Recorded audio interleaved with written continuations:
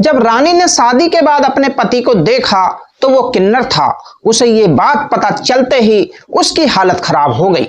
भला कौन लड़की चाहेगी कि उसका पति किन्नर हो, लेकिन रानी ने अपने पति को अपना लिया क्योंकि वो बहुत अच्छे स्वभाव का था।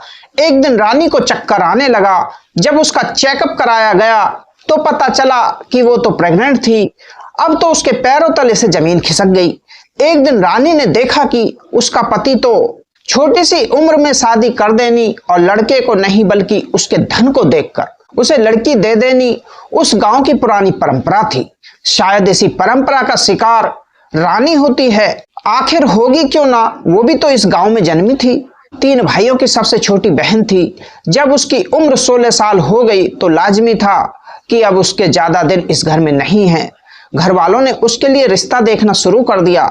एक रिश्ता मिला था जिसमें लड़के की उम्र रानी से दोगुनी थी। उसके पास जमीन ज्यादा होने की वजह से घर वालों के लिए ठीक लगा। जब रानी को ये बात पता चली तो वो बहुत दुखी होती है। शायद उससे ज्यादा दुखी कोई ना हुआ होगा, क्योंकि भला कौन ऐसे रिश्ते से खुश हो सकता है। ये सिर्फ उसके साथ ही नहीं बल्कि गांव की सभी लड़कियों के साथ होता था। लेकिन रानी की किस्मत ने साथ दिया और ये रिश्ता होने से पहले ही टूट गया, क्योंकि उन्होंने काफी दान दहेज की मांग की थी। रानी के माता पिता की हैसियत नहीं थी, जिसकी वजह से ये रिश्ता नहीं हो पाया। खैर, अच्छा ही हुआ, रानी बहुत खुश हुई। ऐसे ही दिन निकलते गए। अब रानी के लिए एक और रिश्ता आ गया। उसके घर वाले जिक्र कर रहे थे कि लड़का हमारी रानी के जितनी उम्र का है और एक अच्छी कंपनी में नौकरी करता है। रानी हैरान थी कि ये उसकी अच्छी किस्मत थी या फिर कोई जादू हो गया, क्योंकि रानी ने तो आज तक पूरे गांव में किसी को भी नहीं देखा कि यहाँ की लड़की को उसकी उम्र का हमसफर मिला हो। हर लड़की का दूल्हा अक्सर उसकी उम्र से दोगुना होता था। खैर, रानी तो खुश थी कि उसे इन सब का शिकार नहीं होना पड़ा। उसका रिश्ता तय हो गया और उसके होने वाले दूल्हे का नाम दिनेश था। घर वाले कह रहे थे कि दिनेश ने दहेज लेने से भी मना कर दिया है। शायद रानी पहली बार देख रही थी कि ऐसी सोच भी किसी की होती है। अब तो रानी की खुशी का ठिकाना नहीं रहा। अब रानी को लग रहा था कि उसे इस गांव के सभी घटिया रिवाज से छुटकारा मिल जाएगा, क्योंकि जो लड़का दहेज के लिए मना कर रहा है उसकी सोच कितनी अच्छी होगी। अब रानी दिनेश के साथ अपनी जिंदगी के ख्वाब देखने लगी थी। खैर, दिन निकलते समय नहीं लगा और रानी और दिनेश की शादी हो गई। दिनेश रानी को अपनी दुल्हन बनाकर अपने घर ले गया। रानी को अपनी विदाई के समय जरा भी दुख नहीं हुआ, क्योंकि आज तक जो रानी ने इस गांव में झेला था वो बहुत रोंगटे खड़े करने वाला था।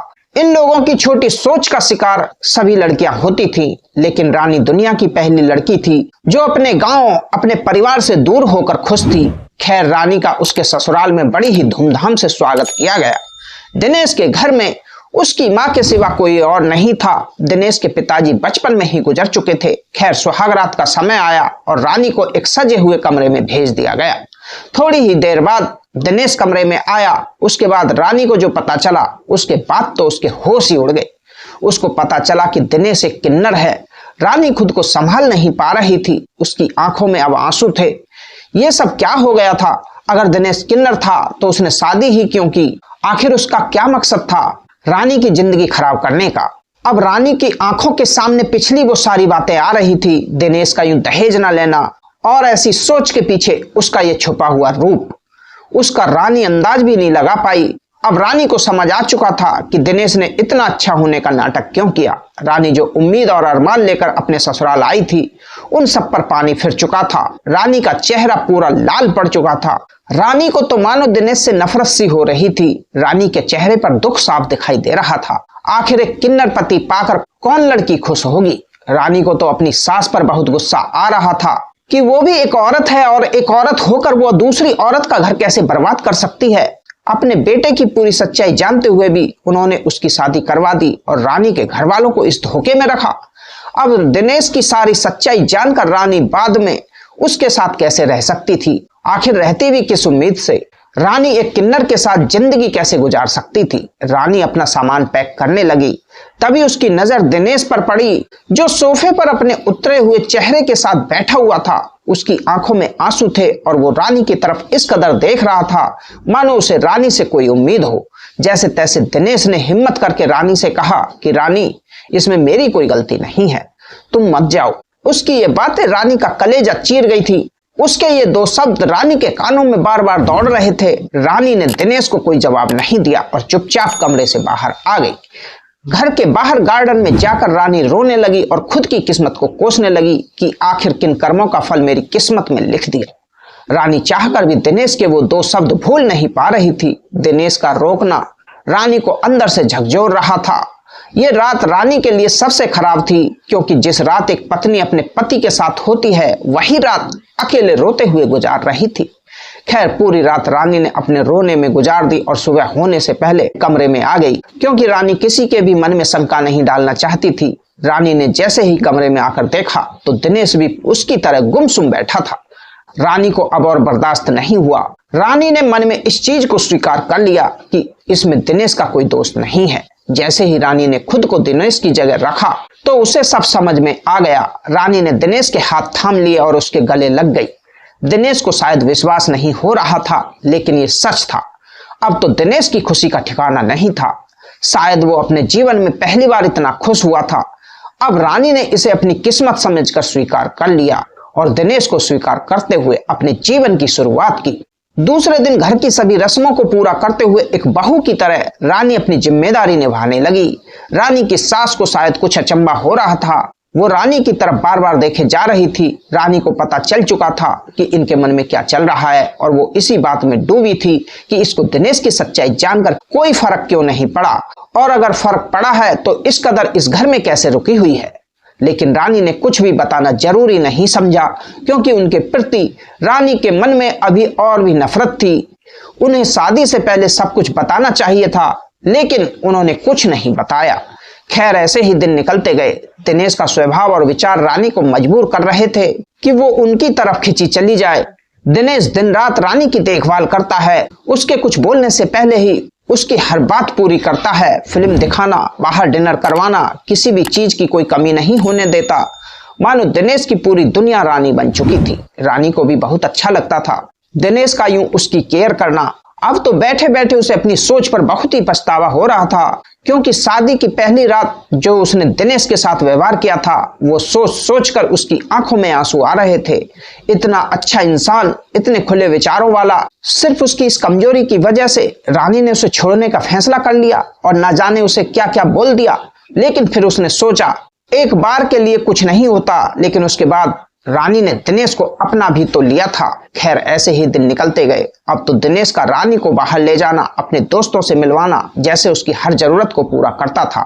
उसे कभी भी एहसास नहीं होने दिया कि वो अपने मायके में नहीं, ससुराल में है। वहीं दिनेश की माँ भी रानी का खूब ख्याल रखती है। उन्हें देखकर कभी नहीं लगता था कि वो रानी की सास है। उनका इस तरह प्यार और अपनापन देखकर रानी उनकी गलती भी भूल चुकी थी, जो उन्होंने शादी से पहले ये बात छुपाकर की थी। लेकिन अब तो रानी अपने परिवार के साथ बिल्कुल खुश थी। रानी और दिनेश ने फैसला किया कि हम लोग अपनी जिंदगी की एक और नई शुरुआत करेंगे, और वो नई शुरुआत थी एक बच्चा गोद लेने की।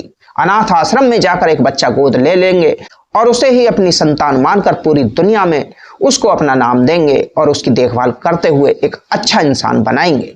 अब तो दिनेश के चेहरे पर भी मुस्कान आ चुकी थी, क्योंकि वो भी रानी के साथ खुद को एक आम इंसान ही मानने लगा था। वो दोनों एक दूसरे के लिए एक परफेक्ट हस्बैंड वाइफ बन चुके थे।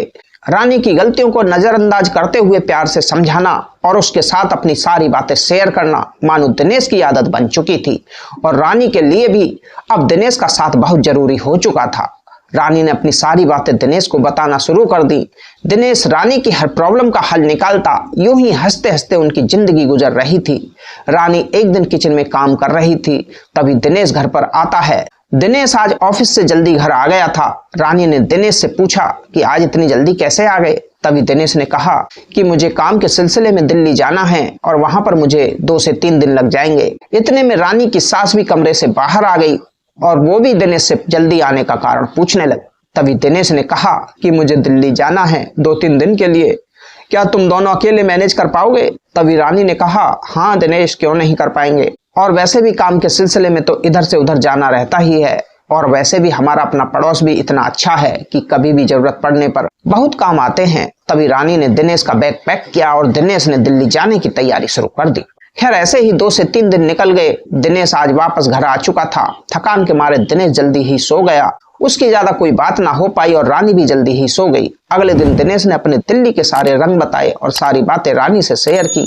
दिनेश ने वहां पर क्या किया और किन किन लोगों से मुलाकात की, ऐसे ही बातें करते करते रानी को कब नींद आ गई उसे पता ही नहीं चला। अब तो ये रोजाना का काम हो गया। उन सबको दूध पीने की आदत थी। माँ जी को उनके कमरे में दूध देने के बाद रानी अपने कमरे में दिनेश और अपने लिए अलग अलग गिलास में दूध लेकर आई।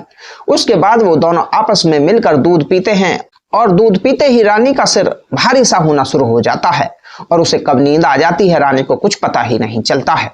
कुछ दिनों तक तो रानी ने इसे बिल्कुल भी गहराई से नहीं लिया। उसे लगा कि थकान के मारे जल्दी नींद आ जाती है। वैसे भी पूरा दिन घर का काम और दिन में भी रानी नहीं सो पाती है तो रात को उसे जल्दी नींद आ जाती है। लेकिन रानी को मन ही मन खुद पर थोड़ा अजीब भी लग रहा था कि दिनेश बेचारा पूरा दिन ऑफिस में काम करता है और रात को मेरे साथ दिल की 4 बातें करने के लिए बैठता है और मैं जल्दी सो जाती हूँ।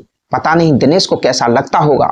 फिर एक दिन रानी ने दिनेश से कहा कि दिनेश, मुझे पता नहीं क्या हो गया है, मुझे दूध पीते ही नींद आने लग जाती है। शायद दिन भर के काम की थकान होती है, लेकिन आप इसे गलत मत समझना। तभी दिनेश हंसने लगा और कहा कि पगली, मैं कहाँ गलत समझ रहा हूँ। मुझे पता है पूरा दिन काम करते करते तुम थक जाती हो और रात को थोड़ी देर आराम फरमाती हो और तुम्हें कब नींद आ जाती है पता ही नहीं चलता। तभी वो दोनों थोड़ी ही देर ऐसी बातें करते रहे। फिर दिनेश ऑफिस के लिए निकल गया। लेकिन कुछ दिनों से रानी एक चीज बहुत ही गहराई से सोच रही थी कि रात को ऐसे जल्दी सो जाना और सुबह जब उठती है तो उसके शरीर में थोड़ी बहुत हलचल हुई होती है, मानो किसी ने उसको छुआ हो, और सर भी उसका पूरी तरह से भारी होता था, मानो उसने कल रात को बहुत ज्यादा शराब पी ली हो। लेकिन फिर वो खुद पर भी हंस लेती कि भला ऐसे कैसे हो सकता है, पता नहीं मेरे मन में क्या क्या ख्याल आ जाते हैं। खैर रानी इन सब बातों को ध्यान में न रखते हुए काम में लग गई। अब ऐसे ही चलता रहा। रानी ने इस बात पर गौर नहीं किया।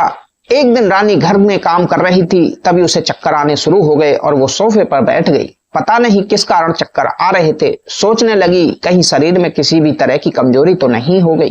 खैर रानी अपने ही विचारों को भूने जा रही थी। तभी रानी ने उठकर दवाई ली और फिर से काम में लग गई। लेकिन उसकी हालत में कोई सुधार नहीं आया, मानो उसके चक्कर तो आने बढ़ ही रहे थे और साथ ही उसे उल्टियां भी शुरू हो गई थी। रानी ने अपनी सास से कहा कि माँ जी, शायद मुझे बुखार आएगा जिसकी वजह से मेरी तबीयत कुछ ठीक नहीं लग रही है। तभी माँ ने कहा, बेटा तुम अपने कमरे में जाओ और आराम कर लो, बाकी का बचा हुआ काम मैं कर लेती हूँ। लेकिन रानी ने माँ से मना कर दिया कि नहीं, मैं थोड़ी देर आराम करने के बाद वापस आकर ये काम निपटा लूंगी, आप मत करना। तभी रानी अपने कमरे में चली गई और आराम करने लगी। 1 आध घंटा आराम करने के बाद जब वो वापस बेड से उठकर नीचे आई तो उसे कोई आराम ना मिला। फिर से वही चक्कर आना शुरू हो गया। रानी ने अपनी माँ से विचार किया कि दवाई से भी ठीक नहीं हुआ है, लगता है डॉक्टर को दिखाना पड़ेगा और डॉक्टर को दिखा ही देती हूँ ताकि कोई ज्यादा दिक्कत ना हो जाए। और वैसे भी घर में काम करने वाली रानी इकलौती थी। उसकी सास की भी कुछ तबीयत ठीक नहीं रहती थी। अक्सर उनके घुटनों में दर्द रहता था जिसकी वजह से वो ठीक से चल नहीं पाती थी। इसीलिए अगर वो भी ज्यादा बीमार हो गई तो घर का काम कौन करेगा। और दिनेश को तो सुबह सुबह अपने काम पर जाना होता है और हमारा पूरा घर दिनेश के ही नौकरी से चलता है। रानी नहीं चाहती थी कि किसी के भी काम में कोई बाधा आए, इसीलिए मैं जाकर डॉक्टर को दिखा ही आती हूँ। खैर रानी नहा धोकर डॉक्टर के क्लिनिक पर चली गई और डॉक्टर ने उसका चेकअप किया। तभी डॉक्टर बोली कि तुम अपने ब्लड जांच करवा लो और 1-2 घंटे बाद जब रिपोर्ट आ जाए तब हम देखेंगे कि आपको क्या दिक्कत है। रानी अपना ब्लड जांच करवाती है और घर आ जाती है। रानी ने सोचा कि अभी टाइम है रिपोर्ट आने में, इसीलिए घर चली जाती हूँ। घर आकर रानी ने माँ जी को चाय वगैरह बना कर दी। 2-3 घंटे बाद डॉक्टर का फोन आता है और उन्होंने रानी को अपने क्लिनिक पर बुलाया और हाथ में रिपोर्ट देते हुए कहा कि बधाई हो, तुम माँ बनने वाली हो। ये सुनते ही मानो उसकी तो पूरी दुनिया ही खत्म हो गई। रानी तो पूरी तरह कांपने लगी, उसके रोंगटे खड़े हो गए। आखिर ये क्या बोल रही है। जब ये खबर किसी विवाहित औरत को मिलती है तो उसकी खुशी का ठिकाना नहीं होता, लेकिन रानी के चेहरे पर तो दुखों का पहाड़ छा गया था। डॉक्टर ने रानी के चेहरे की उदासी देखते हुए कहा कि क्या हुआ, आपको खुशी नहीं हुई। लेकिन रानी डॉक्टर को क्या बता सकती थी। खैर डॉक्टर के सामने रानी ने झूठी खुशी का दिखावा करते हुए रिपोर्ट ले ली और कहा कि ठीक है, मैं घर चलती हूँ। और रानी अपने घर की तरफ चल पड़ी। अब तो मानो रानी का पूरा सर चकरा रहा था। घबराहट के मारे उसकी जान निकली जा रही थी। उसे कुछ भी समझ में नहीं आ रहा था कि आखिर ये सब कैसे हो गया। दिनेश तो एक किन्नर है तो वो भला माँ कैसे बन सकती है।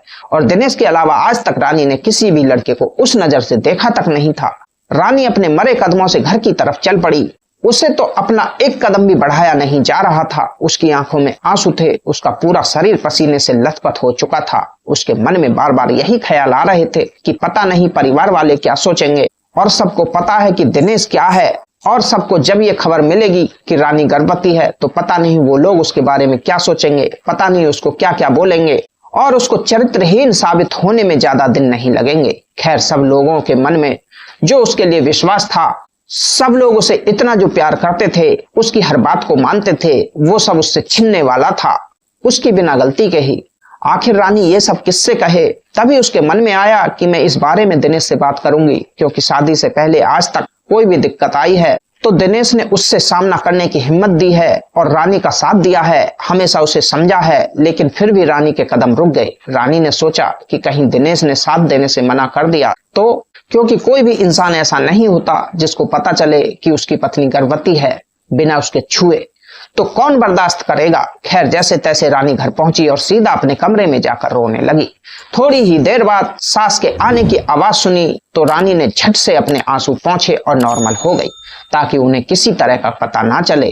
तभी उसकी सास आई और कहने लगी, क्या हुआ बहू, रिपोर्ट ले आई? डॉक्टर ने क्या कहा? कोई बड़ी दिक्कत तो नहीं है? तभी रानी ने कहा, नहीं नहीं, बस थोड़ा बुखार की वजह से थकान हो गई थी, जिसकी वजह से कमजोरी के कारण मुझे चक्कर आने लगे थे, बाकी कोई दिक्कत नहीं है, सब ठीक है। तभी मेरी सास ने कहा कि ये तो अच्छी बात है, तुम अपनी सेहत का ध्यान रखो और काम में ज्यादा मत पड़ना, 2 दिन आराम करो और दिनेश को फोन करके कह दो कि वो तुम्हारे लिए ताजे फल ले आएगा। रानी अपने मन में सोच रही थी कि आप जिस बहू का ख्याल रख रही हैं, जिस बहू के बारे में इतना सोच रही हैं, उसने तो आपका नाम ही डुबो दिया।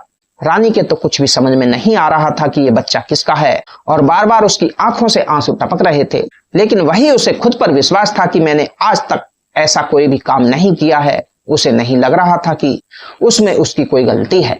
फिर उसके सामने वही बात फिर से आ गई कि जो रात को मेरा जल्दी सो जाना, सवेरे उठती है तो सर इतना भारी होना और मेरे शरीर के साथ इस तरह की हलचल होना मानो किसी ने मुझे गलत तरीके से छुआ हो और मेरे साथ कुछ किया हो।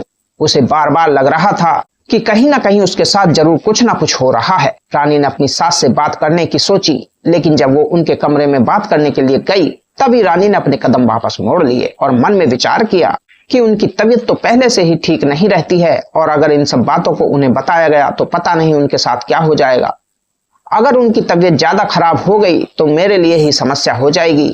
इसीलिए रानी ने उन्हें कुछ भी बताना जरूरी नहीं समझा और ना ही दिनेश से इस बारे में बात की। रानी ने अपने मन में विचार किया कि जरूर कुछ ना कुछ गड़बड़ है, वरना मैं आज तक इतनी जल्दी नहीं सोई, और कभी कभार घर के काम नहीं होता था तो भी जल्दी सो जाती थी। भला उससे थकान का क्या मेल। खैर, अब तो रानी को पूरी सच्चाई जाननी थी कि आखिर उसके साथ हो क्या रहा है। फिर उसके मन में ख्याल आया कि जरूर इसमें किसी और का हाथ है। अगर मुझे दूध पीते ही नींद आ जाती है तो दिनेश भी दूध पीते हैं और दिनेश को भी तो नींद आई ही होगी, इसीलिए हम दोनों सो जाते हैं और मेरे साथ कुछ गलत होता होगा। फिर रानी ने एक दिन सोचा, क्यों ना इन सब बातों का पता लगाया जाए कि आखिर मेरे साथ हो क्या रहा है। एक दिन रानी ने विचार किया कि आज मैं बिना दूध पिए ही सो जाऊंगी और उसके बाद जो होगा वो अपने आप सामने आ जाएगा। रात का समय हुआ। खाना खाकर रानी अपनी सास को उनके कमरे में दूध दिया और अपना और दिनेश का दूध लेकर अपने कमरे में आ गई। फिर उसने एकदम से अपनी तबीयत खराब होने का बहाना बनाया। तभी दिनेश ने कहा, क्या हुआ? रानी ने कहा कि रसोई में मेरी दवाई पड़ी है, प्लीज मुझे ला कर दो। तभी दिनेश रसोई घर में दवाई लेने चला गया और रानी ने वो दूध खिड़की से बाहर नीचे डाल दिया। गिलास खाली रख दिया। दिनेश ने कमरे में आकर देखा तो पूछा, इतनी जल्दी दूध भी पी गई? रानी ने कहा, हाँ, वैसे भी मुझे प्यास लगी थी, पानी कमरे में था नहीं, इसलिए मैंने दूध ही पी लिया।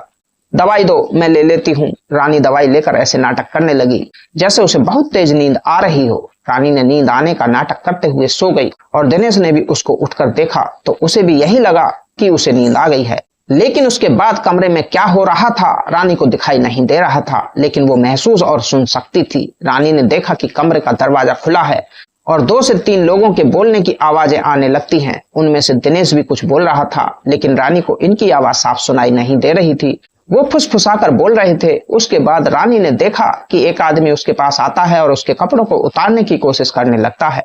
तभी रानी से बर्दाश्त ना हुआ और उसने झट से अपनी आंखें खोल दी। रानी को एकदम से जागता हुआ देखकर दिनेश और उन लोगों के तो होश ही उड़ गए।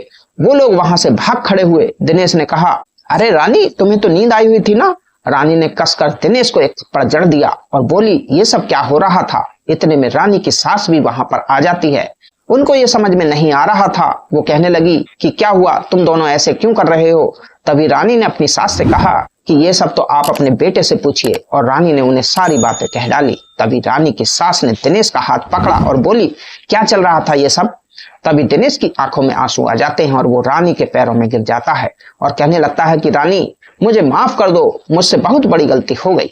कुछ दिन पहले जब मैं दिल्ली गया था तो मेरे दोस्तों ने मुझसे कहा कि तुम तो किन्नर हो और तेरी पत्नी तुझे सुख तो दे नहीं सकती और ना ही तुम अपनी पत्नी को सुख दे सकते हो। क्यों ना तुम उसके साथ धंधा करवा कर पैसे कमाओ, इसमें तुम्हारा भी फायदा होगा। वैसे भी तुम्हें तो इस चीज से कोई फर्क पड़ने वाला है नहीं। मेरे मन में उन्होंने पैसे का इतना लालच भर दिया कि मैं पूरी तरह से उनकी बातों में आ गया और यहाँ आकर मैंने ये प्लान बनाया कि रोज रात को रानी के दूध में नशे की दवाई मिला कर दूंगा, जिससे वो गहरी नींद में चली जाएगी और उसके बाद लोगों को बुलाकर उसके साथ धंधा करवाऊंगा। और काफी दिनों से मैं यही सब इसके साथ कर रहा था। काफी पैसे भी बन गए थे। बैठे बैठे इतने पैसे बनते देख मेरे मन में और भी लालच आ गया और मैंने ये काम जारी रखा। तभी दिनेश कहने लगा कि मैं पहले एकदम सही था, लेकिन जब से मैं दिल्ली गया उसके बाद मेरे दोस्तों की बातों में आने के बाद मैंने अपना वजूद ही खो दिया था। तभी रानी ने अपनी सास से कहा कि उस दिन जब मैं चक्कर की वजह से चेकअप करवाने गई थी तो उसमें आया था कि मैं प्रेग्नेंट हूँ और मुझे तभी से शक हो गया था कि मेरे साथ जरूर कुछ हो रहा है, क्योंकि ये दिनेश तो किन्नर था और मुझे इसके अलावा किसी ने भी आज तक नहीं छुआ। तो मैं प्रेग्नेंट कैसे हो गई। इसीलिए मैंने सब बातों को पता लगाने के लिए आज बिना दूध पिए सोने का प्लान बनाया और मेरे सामने सारी सच्चाई आ गई। तभी रानी की सास ने भी दिनेश को एक तमाचा जड़ दिया और कहा कि तुम्हारी शादी इस रानी से इसलिए करवाई थी कि तुम अपने जीवन में अकेले ना रहो और तुम्हें भी जीवन साथी मिले और तुम एक बच्चा गोद लेकर अपने जीवन को खुशी से जियो, और तुम्हें इस कमजोरी से भी संभलने वाली इतनी अच्छी पत्नी मिल गई जो हमेशा तुम्हारा साथ देती थी, तुम्हारा इतना ख्याल रखती थी, फिर भी तुम्हें रास नहीं आई। रानी कमरे से बाहर आ गई और रोते हुए सोचने लगी कि मैंने जिस पर विश्वास किया, जिसकी कमजोरी को जानते हुए भी उसका साथ दिया, इतने चंद पैसों के लिए इतनी घटिया हरकत कर डाली। इतना शरीफ समझकर और अच्छा दिखने वाला दिनेश किस हद तक जा सकता है, मैंने कभी नहीं सोचा था। अब रानी की आंखों में आंसू और मन में दुख के अलावा कुछ नहीं था। आज की वीडियो में इतना ही। वीडियो अगर अच्छी लगी तो वीडियो को लाइक शेयर कमेंट करें। अगर आप हमारे चैनल पर पहली बार आए हैं तो चैनल को सब्सक्राइब करें और घंटी वाले बटन को ऑल पर सेट करें ताकि आगे आने वाली वीडियो का नोटिफिकेशन सबसे पहले आपको मिलता रहे। मिलते हैं दूसरी वीडियो में किसी नई कहानी के साथ, तब तक के लिए धन्यवाद।